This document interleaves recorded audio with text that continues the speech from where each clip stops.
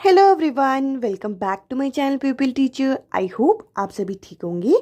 आज की इस वीडियो में मैं आप लोगों के साथ हिंदी पेडागोजी का 7वां अध्याय डिस्कस करने वाली हूँ, जो कि है भाषाई विविधता वाले कक्षा कक्ष की चुनौतियाँ। आई होप आपने इससे पहले के 6 पार्ट जरूर देखे होंगे। चलिए वीडियो स्टार्ट करते हैं और इस टॉपिक को डिटेल में समझते हैं।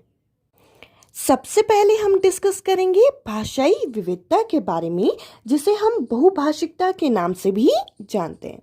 दो या दो से अधिक भाषाओं को सहजता के साथ बोलने वाले व्यक्ति को बहुभाषी कहते हैं।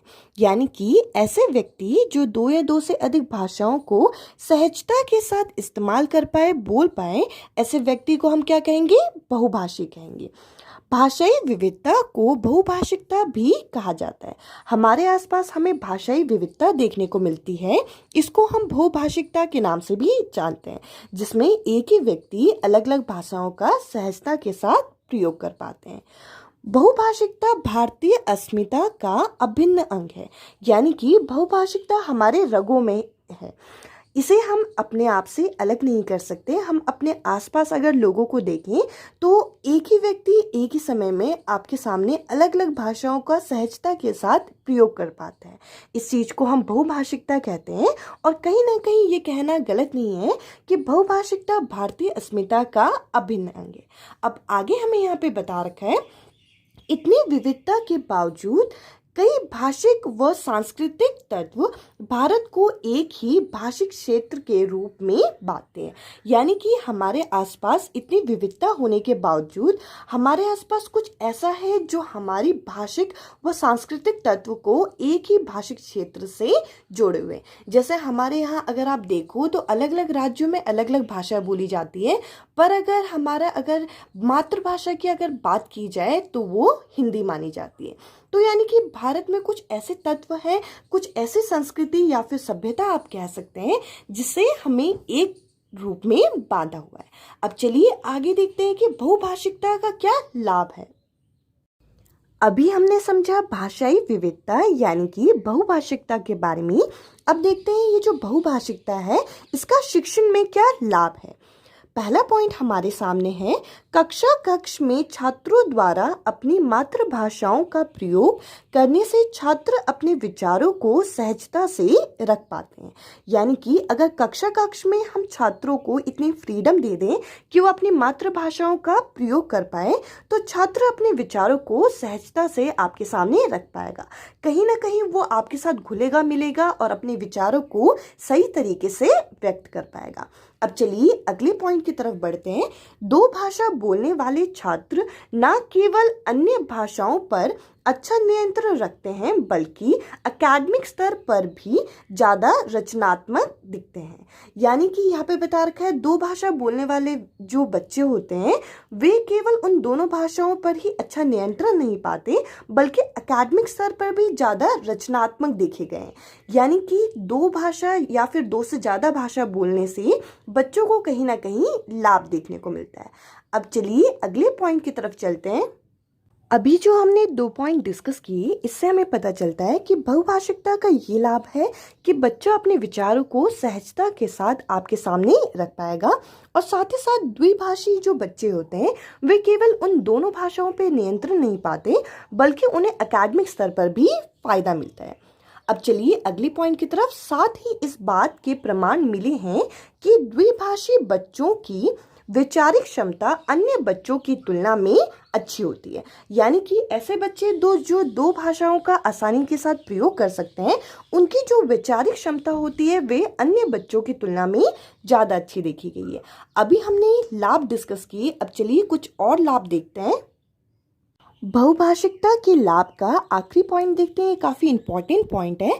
ऐसे बालक जो द्विभाषी या फिर बहुभाषी होते हैं, वे सामाजिक परिस्थितियों से जूझने में कुशल हो जाते हैं। वे किसी भी परिस्थिति का डट के सामना कर पाते हैं। यहाँ पे हमें बता रखा है, विविध भाषिक व्यवस्थाओं पर नियंत्रण रखने वाले छात्र, यानी कि ऐसे बालक जिनका एक से अधिक भाषाओं पर अच्छा नियंत्रण रहता है, विविध प्रकार की एवं विविध स्तर की सामाजिक परिस्थितियों से जूझने में कुशल होते हैं। यानी कि वे बालक सामाजिक परिस्थितियों के सामने हारते नहीं हैं, वे उसका डट के सामना करते हैं और कहीं ना कहीं उन्हें सफलता मिलती है। अभी हमने देखा कि शिक्षण में बहुभाषिकता के क्या लाभ है।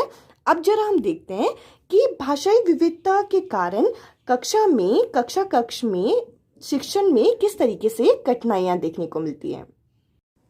भाषाई विविधता वाले कक्ष में कई बार अध्यापक को भाषा शिक्षण के दौरान कई सारी कठिनाइयों का सामना करना पड़ता है, जो हम अब डिस्कस करने वाले हैं। जिसमें से पहला है भाषा के प्रति छात्रों की रुचि और रुझान का अभाव।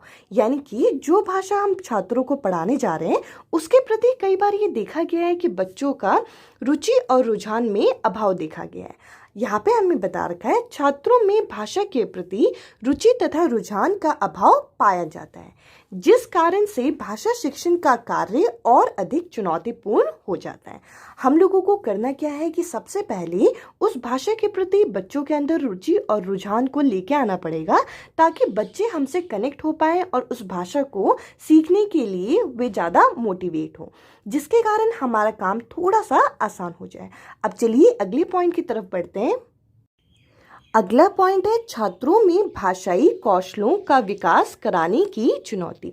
अध्यापक और छात्रों के सामने एक और चुनौती होती है कि कई बार ये होता है कि छात्र बहुत ज़्यादा इच्छुक होता है, उसके अंदर रुचि होती है उस नई भाषा को सीखने में, पर कई बार उसे भाषाई कौशलों का विकास करने में दिक्कत दिखने को मिलती है।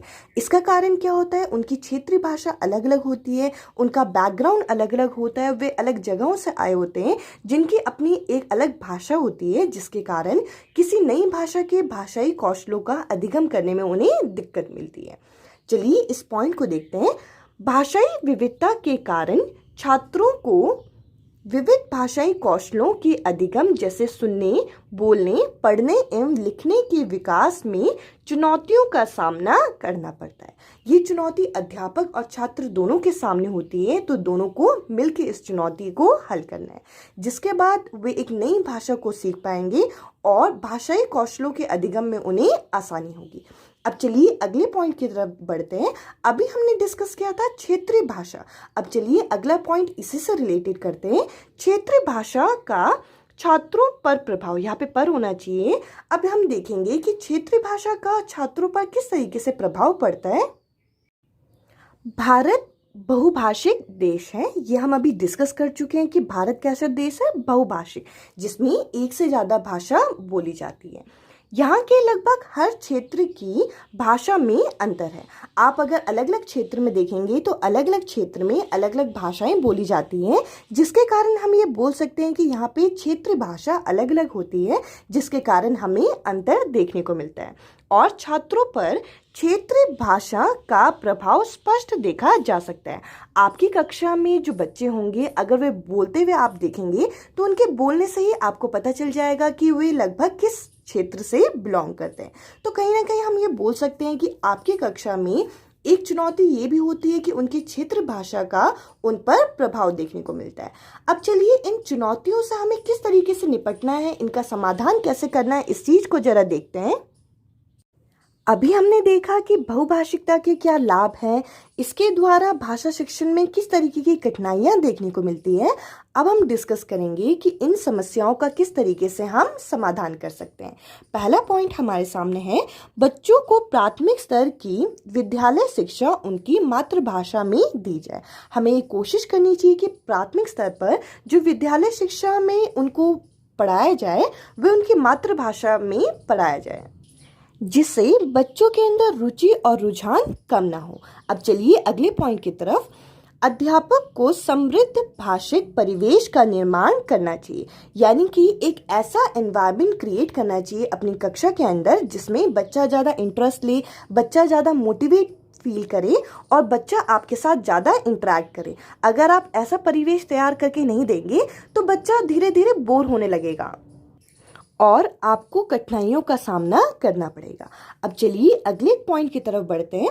शिक्षक को सभी छात्रों को समान भाव से देखना, यानी कि ये आपका काम है कि आपको सभी छात्रों को समान भाव से देखना चाहिए। तथा सभी भाषा और विचारों को सम्मान देना चाहिए।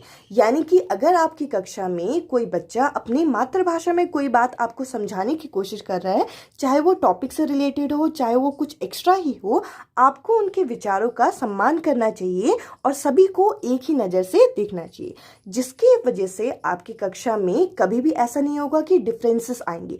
आपकी कक्षा साथ में आपके चलेगी और एक बेहतरीन तरीके से वे नई नई चीज़ों को समझते रहेगी।